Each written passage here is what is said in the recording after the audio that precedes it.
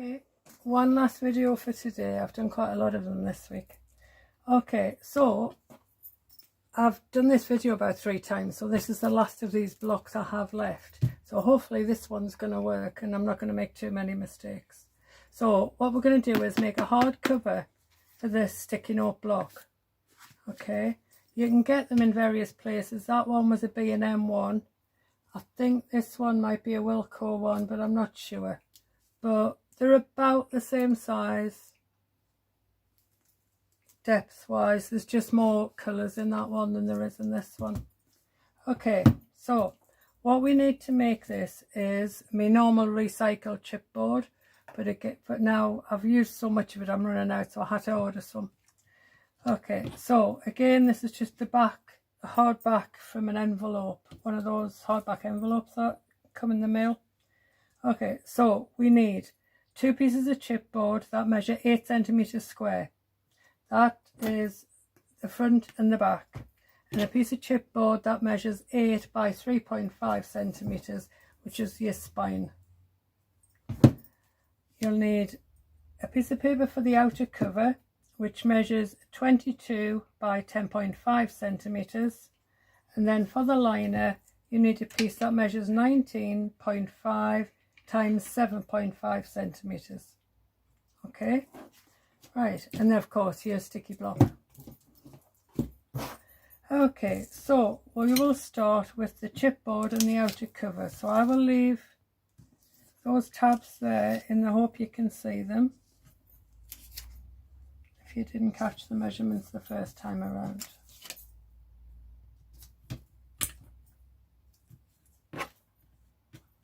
There we go.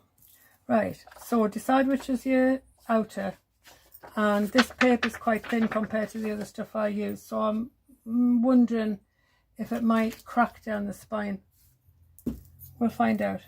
Okay, so with your chipboard, what you're aiming to do is get it nice and central, all 3 pieces within the outer cover paper.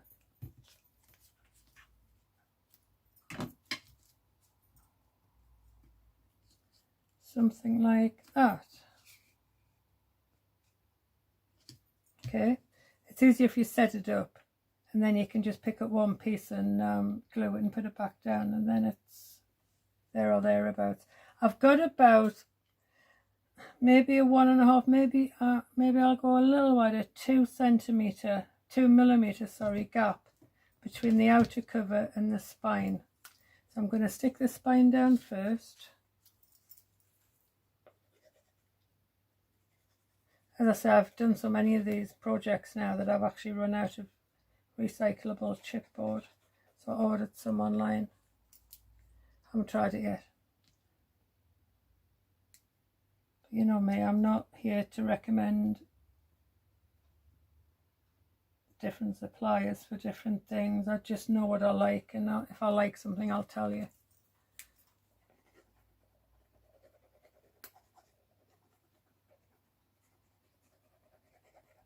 So don't be sparing with the glue, because the chipboard does tend to absorb a lot of the glue. Okay, so as I say, about a 2 mil gap.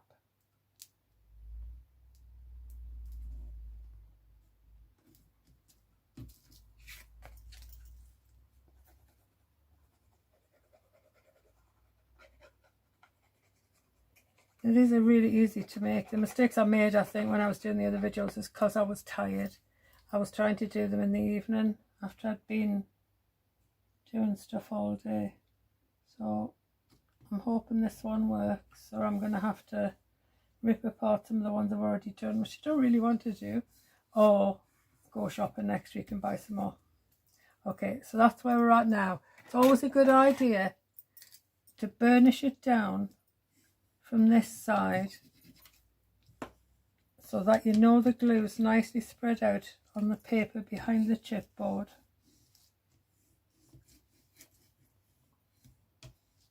And then flip it and gently, especially if your paper is quite thin like this one is, gently burnish it down from this side as well. Okay, so that's where we're up to at the moment. Now hold your chipboard and literally bend your paper around the ends, all sides, just to make it a little bit easier for the next part, and so you know where to trim your corners. Okay, so that's where we are now. Right, again you'll need your bone folder. What I like to do now is take that crease and push it right up against the chipboard with my bone folder, so that I know we're going to get a nice sort of book edge, book cover edge.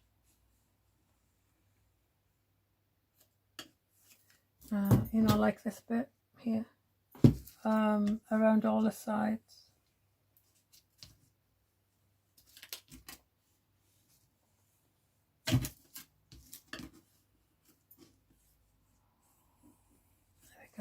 Right, now there is a tip that I'm going to tell you that I rarely do myself.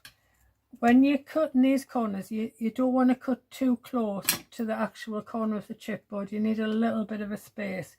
But if you're new to this, it's worthwhile using the corners you cut off and sticking them to your chipboard, because that way when you fold these over, if you haven't quite got it cut straight, the chipboard corner is going to be covered.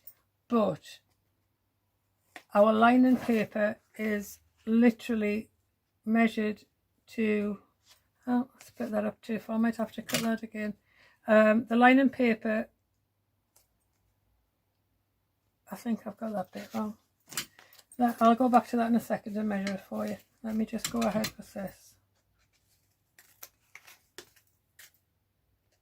Might have just cut that wrong because I prepared loads of stuff to do a few videos in a run. So we'll come back to that. Right, glue. Right, so now again, don't be sparing with your glue. It needs to stay on that chipboard.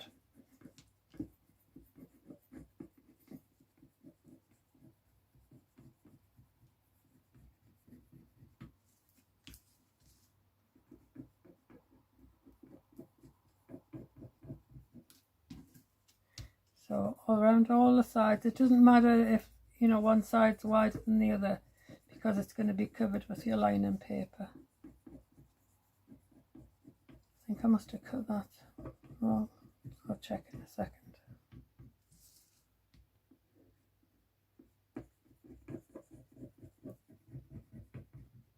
Okay. Now, this can get messy. Okay, what I tend to do is use the side of my bone folder to move it over and then flip. Okay, and then I use the regular side of the bone folder just to smooth it out onto the chipboard. And then I just keep going backwards and forwards till the glue absorbs into the chipboard and the paper, and it's going to stay still. There we go. I'll do the other long side next. Again, just use the side of your bone folder and flip, then come back with the regular part of your bone folder and spread out that glue and burnish it down to your chipboard. Okay, same with the ends.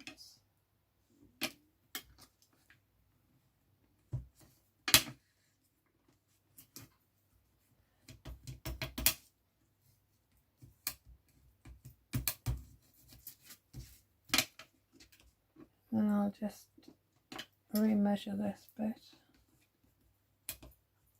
see where I went wrong.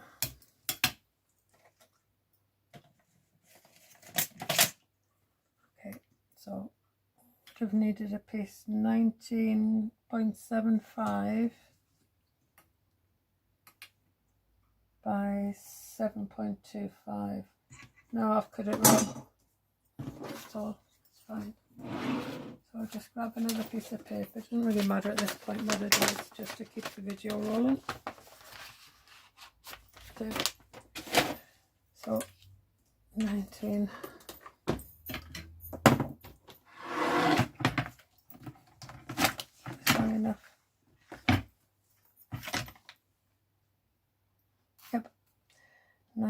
7.5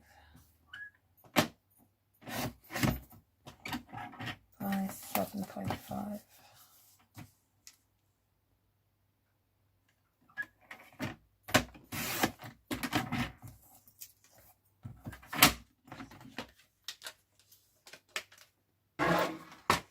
And don't throw this bit away, it's going to work with something else. Yeah, definitely cut it short. Okay, so particularly with the liner, it's a good idea to go all the way around the edges of this piece of paper with your glue, because they are the bits that really need to stick, as well as the central part along the spine.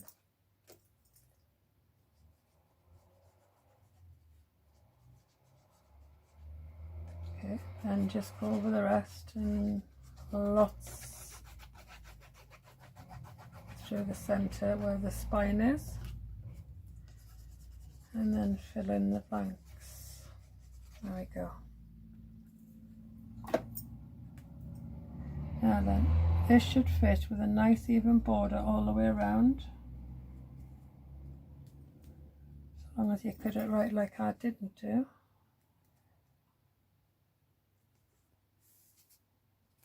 There we go.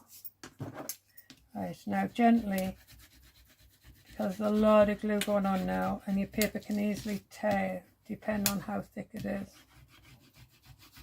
So gently make sure that's all burnished down and your glue is nicely spread out inside. If anything comes out the side, just rub it off. Okay. Now, the important part of this is do not go away and make yourself a coffee at this point. You need to do the next bit while the glue is still damp. Okay, so do this bit, then go make your coffee. Because what we're aiming to do now is start the fold for the spine. Okay, now, because if your paper is dried out, you are going to never get the bubbles out. You need to work it as it is, even with wet glue, but if you let the glue dry, you know, the bubbles just won't come out. So you can see what I'm doing. I'm literally just using the side of my bone folder and bringing up that side, and I'm rolling my bone folder backwards and forwards to try and keep the paper tight on the inner angle of this fold. I'll bring it up because I have got a bubble, and I'm going to bring it up and show you.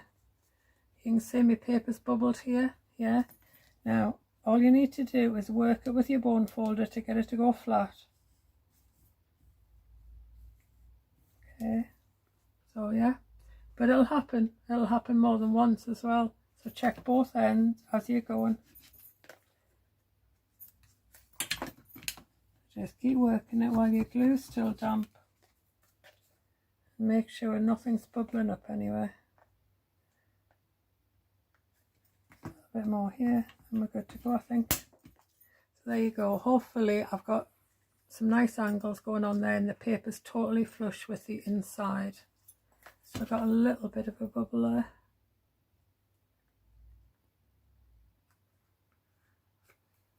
There we go. Right, so that's what we're aiming for. Now, this probably isn't the best paper I could have chosen to do this, but I think we'll get away with it.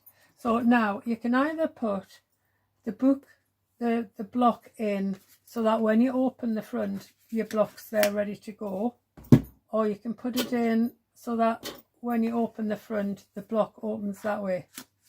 It's up to you. It's up to you. I've done both up to now, but first of all, I'll take the paper off my block. Hopefully this one's going to work, as I say, because it's the last of me block. Okay, right. So you can, if you want, make a cover for your book, but I don't think it's so necessary with this one.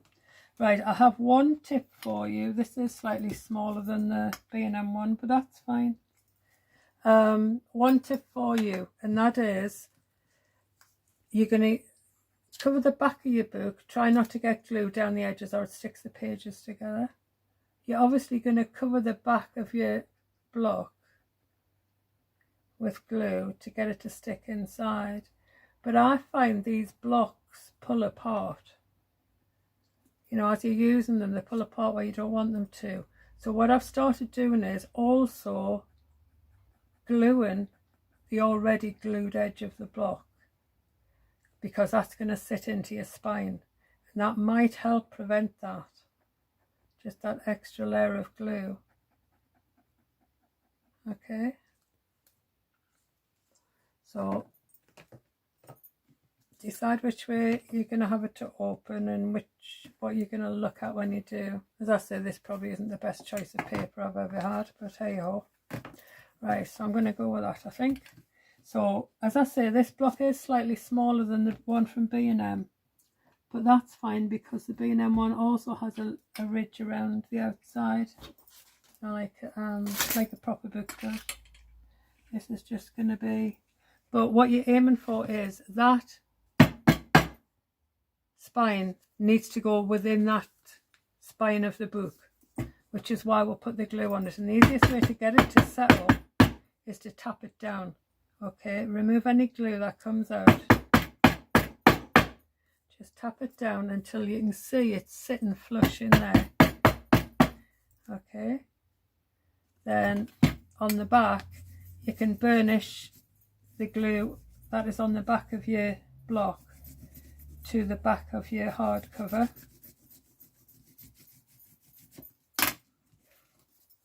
There we go. So as I say, I know this is slightly shorter, slightly smaller than the B&M, because they're both identical sizes, yet there's a bigger gap, but it doesn't matter. It really doesn't matter.